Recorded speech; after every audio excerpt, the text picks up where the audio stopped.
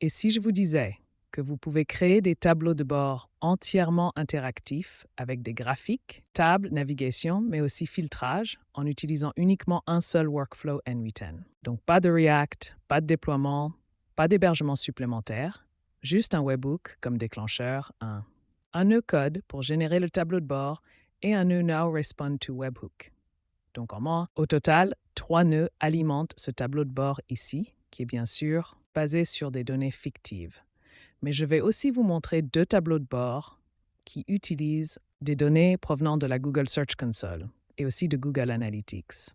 Et dans cette vidéo, je vais te montrer la méthode exacte que j'utilise pour créer ces tableaux de bord directement dans N8N. Je vais donc vous guider à travers cet exemple ici, mais je vais aussi expliquer comment je sécuriser le tableau de bord pour que je sois le seul à y accéder. Et l'idée est d'utiliser dans N8N le nœud webhook qui peut écouter une requête HTTP. Ici, c'est une requête GET.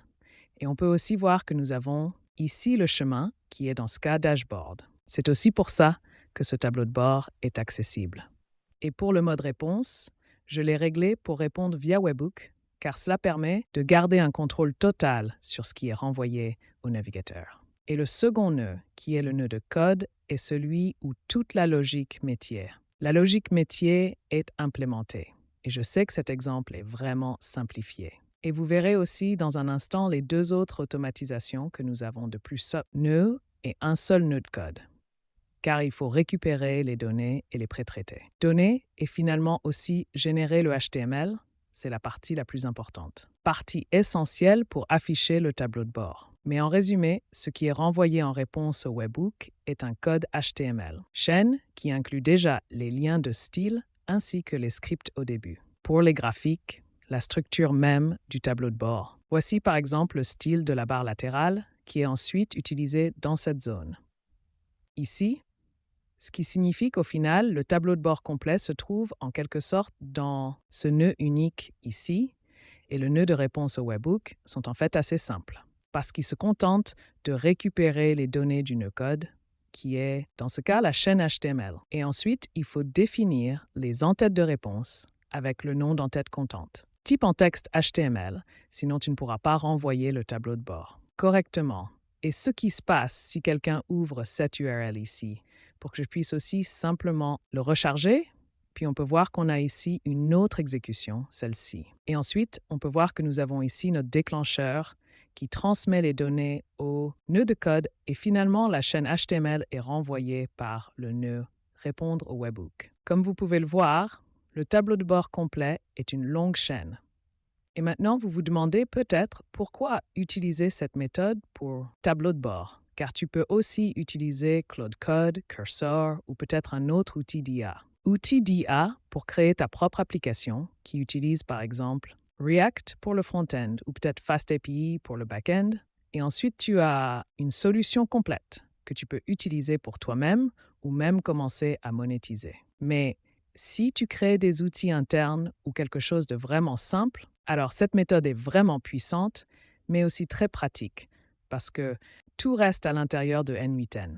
Tu peux donc créer le tableau de bord complet en utilisant un outil sans code ou low code, qui est en fait très facile à utiliser. À part ça, utiliser les API dans N8N est aussi très pratique parce que le processus de création des identifiants, connexion aux API, récupération des données, et ainsi de suite. C'est vraiment facile, parce qu'il existe déjà beaucoup de notes différentes qui sont en quelque sorte préconçues. À mon avis, le plus important, c'est que tu n'aies aucune complexité. Déploiement complexe, donc tu n'as pas besoin d'être un expert en infrastructure ou en sécurité, parce que le déploiement lui-même est en quelque sorte pris en charge dans N8N, même si ce n'est pas un vraie mise en production. Et comme je l'ai dit, c'est vraiment un excellent choix pour les outils internes où tu peux créer rapidement vos propres tableaux de bord en utilisant vos données pour vous débarrasser d'outils coûteux. Maintenant, je vais te montrer à quoi ressemble un vrai exemple.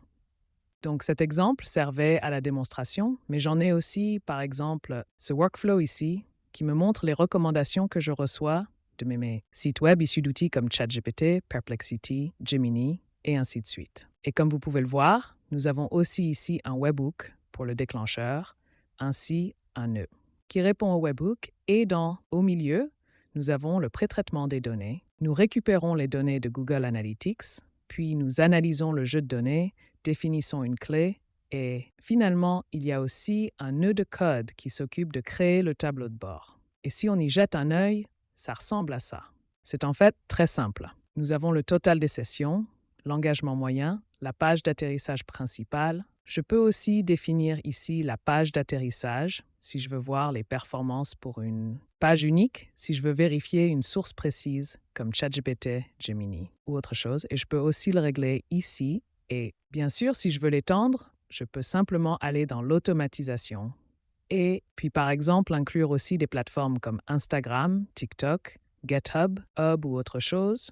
Ou si un nouvel outil d'IA apparaît, je peux aussi gérer ça car j'ai un contrôle total sur les données. À part ça, ce tableau de bord couvre aussi la page d'atterrissage, les performances et les journaux détaillés des sessions. Ces données proviennent de Google Analytics. Et ensuite, je sais exactement à quelle date, quel outil a envoyé du trafic vers quelle page. Mais comme je l'ai dit, j'ai aussi un autre tableau de bord qui utilise des données de la Google Search Console, ou en d'autres termes. J'ai activé l'exportation massive des données, ce qui signifie que les données de mon Google, la Search Console est exportée vers BigQuery. Et ensuite, je peux utiliser SQL pour exécuter des requêtes complexes afin d'analyser la performance de mes sites web. Donc, en résumé, nous avons ici encore le déclencheur, puis la configuration, parce que je peux utiliser ce flux de travail pour plusieurs sites web. Je dois juste envoyer un paramètre pour ça. Ensuite, on utilise des nœuds pour rendre ça dynamique. Et ce flux de travail inclut aussi le suivi de positionnement. Cela est donc couvert ici par les nœuds situés plutôt en bas. Et ensuite, nous avons les nœuds BigQuery. Ces nœuds servent donc à extraire les données de la table BigQuery. Et ils ont aussi des portées différentes. Donc cette note ici sert à récupérer les indicateurs clés de trafic. La note renvoie les performances par appareil, pays, page, etc.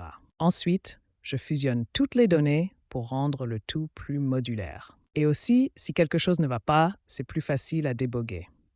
C'est pour ça que j'ai 4 sections spécifiques séparées par des notes de code.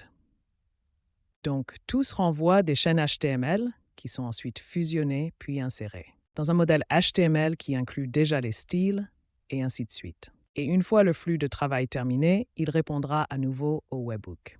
Et voici à quoi ressemble le résultat. Comme vous le voyez, j'ai ici un tableau de bord complet qui couvre l'ensemble de le trafic par appareil et, bien sûr, tout repose sur 2 périodes temporelles. Ainsi, je sais aussi s'il y a une tendance positive ou négative. J'ai aussi une répartition des positions sur le clavier qui me montre, en général, à quel point mon site web fonctionne bien. Mais les 2 autres parties, le mouvement du classement des mots-clés et aussi la performance par les pages sont en fait la partie intéressante, car ici, je peux aussi définir dans la configuration pour le site web spécifique. Donc, comme tu peux le voir, le client est marvomatic.com. J'ai aussi d'autres sites, et si je change cette valeur ici, alors le tableau de bord affichera les données d'un autre site.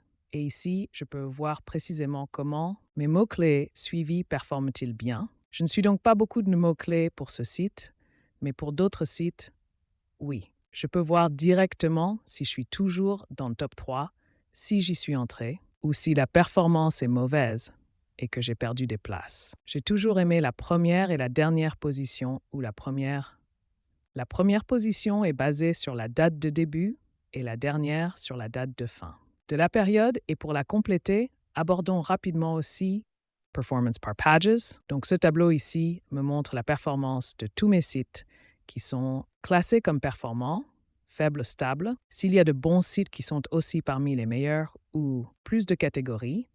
Et ce tableau de bord ici me permet de voir rapidement à quel point mes sites web fonctionnent et ce tableau de bord est vraiment peu coûteux. Parce que la seule chose que je dois payer, c'est l'hébergement.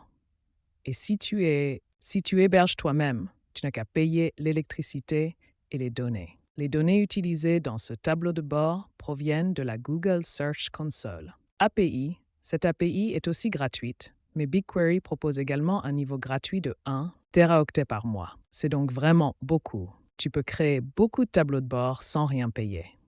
Donc cela suffit pour le tableau de bord et la logique de sa création.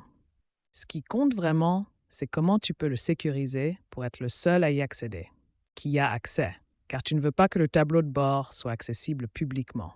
Accessible sur Internet, ce qui signifie que n'importe qui pourrait simplement visiter cette URL ici. Et ensuite, il pourrait voir le tableau de bord. Cela signifie que je dois protéger cette URL, et pour cela, j'utilise deux outils.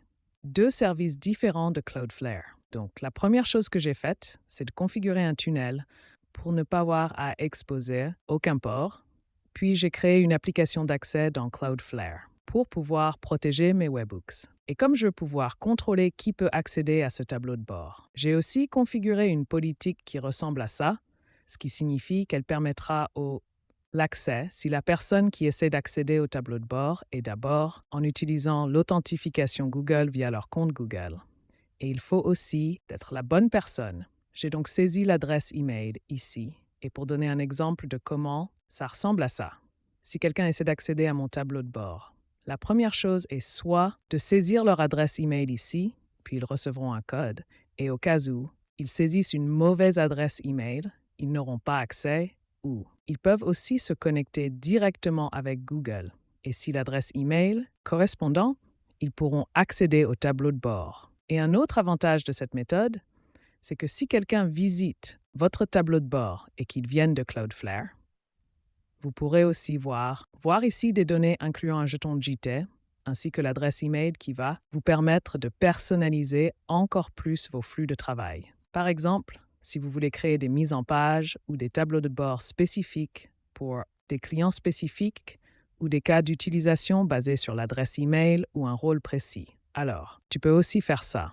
Et voilà pour cette vidéo. Si tu t'intéresses à ce genre de workflow et que tu veux aussi apprendre comment de les créer, n'hésitez pas à rejoindre ma communauté où je couvre aussi les bases. Et des tutoriels avancés. J'ai aussi beaucoup de tutoriels pour le référencement naturel. Optimisation, génération de rapports, optimisation de contenu, analyse des SERP, modèle pour l'API Google Search Console, automatisation d'indexation et bien plus encore. Et bien sûr aussi le tableau de bord qui est ici, ainsi que celui-ci.